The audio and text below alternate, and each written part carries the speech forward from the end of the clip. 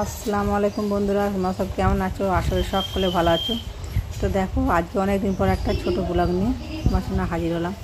তো আমাদের ওপর ঘর তো হয়ে গেছে, দেখো তোমাদের সেটাই দেখাচ্ছি আর কি। এটা দেখো বারান্দা সিঁড়িতে উঠেছে, সামনে প্রথমে হচ্ছে এটা ডাইনিং রুম বলে আর কি সেটা। তারপরে দেখো একটা রুমের ভিতরে যে এখন ট্যাঙ্কিটা বসানো আছে, ট্যাঙ্কিটা প্লাস্টারের আগেই ট্যাঙ্কিটা ছাদে নিয়ে যাওয়া হবে। এখন যেহেতু প্লাস্টার হয় না, ভিতরেই আছে। তো এখন দেখো কাজ মোটামুটি অনেকটাই হয়ে গেছে। এই যে বাইরে এটা দেখাচ্ছি আর কি, ভিউটা দেখাচ্ছি।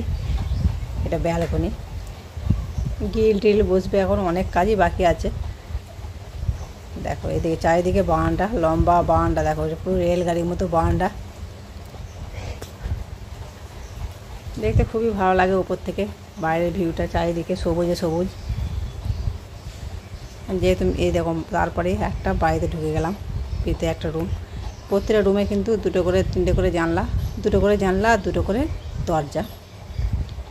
একটা রুম দেখো, এই রুম থেকে বেরিয়ে আর একটা পাশে আর একটা রুম দেখতে পাচ্ছি। এটা বারান্দা, বারান্দাতে আমাদের এখানেটা দেখানো হচ্ছে। আর এটা হচ্ছে বাথরুম হবে আর কি। তো এখন বাদাম যেহেতু উঠেছে, এখন বাদামটা ওখানে রাখা আছে।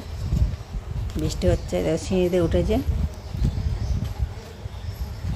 এইটা একটা রুম করা হয়েছে, এই সাইডে একটা ছোট রুম, এইটা সেটা রাখার জন্য লক ছাদ যেটাকে বলে আর কি, সেটা করা হয়েছে। আর এই সিঁড়িতে উঠেছে, দেখো ছাদে উঠে গেলাম। ছাদেও একটা ছোট রুম হবে আর কি, এখন হয় না। এখন মিস্ত্রিরা তো বাড়ি গেছে, বাড়ি থেকে এলে হবে আর কি। এখন ইটা সেটা সব রাখা আছে এখানে। ছাদ দিয়ে কিন্তু বাইরের ভিউটা দারুণ লাগে, চারিদিকে এদিকে ঘর বাড়ি দারুণ লাগে। দেখো কি সুন্দর লাগছে, দেখো দেখতে। যেহেতু জানলাগুলো হয় না, বৃষ্টি পড়ে, তো ওই জন্য এখন প্লাস্টিক দিয়ে জানলাগুলো আটকে দেওয়া হয়েছে। প্রচুর হাওয়া দেয় ছাদের এই ঘরটাতে, এত হাওয়া দেয় বলা যাবে না।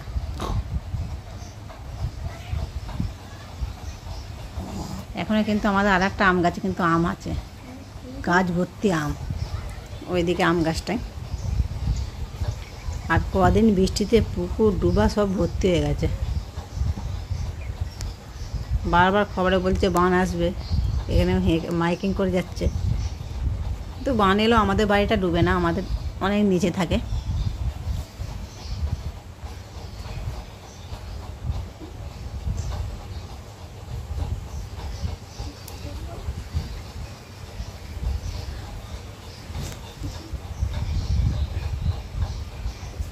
আপনাদেরকে ভালো করে দেখিয়ে দিলাম, আবার দেখা হবে পরে।